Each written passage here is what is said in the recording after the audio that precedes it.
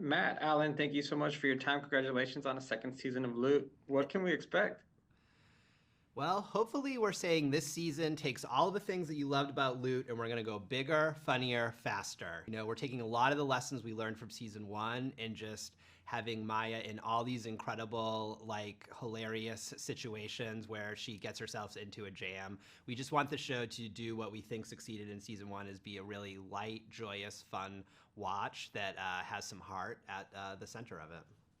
Now, you guys obviously learned some good lessons.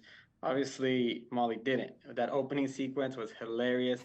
Alan, tell me, what does Maya Rudolph bring to the table to be able to bring this character to life in such a fun and almost like over the top charismatic way?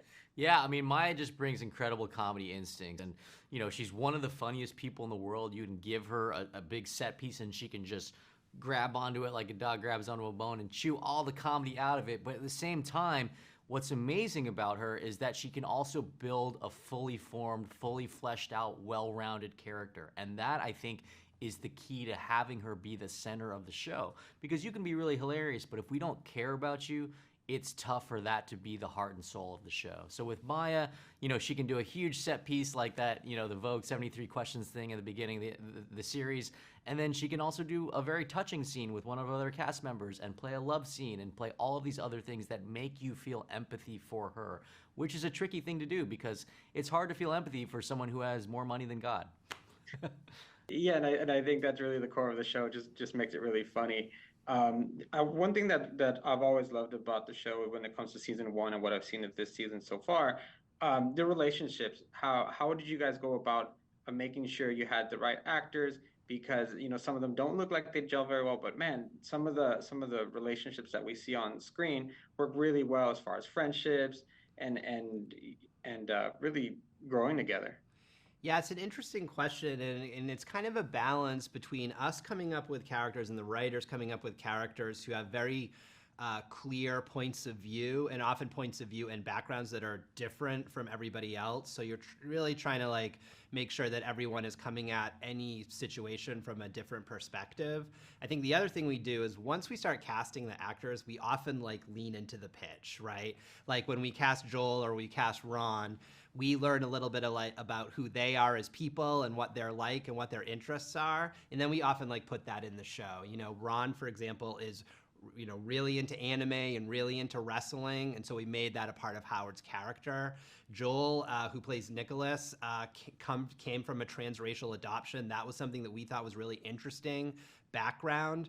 So we asked Joel if that was something he'd be comfortable with putting into the show. He said yes, so that's a part of season two. It's really just a combination of like coming up with these ideas, but then utilizing the incredible like comic actors you're able to hire.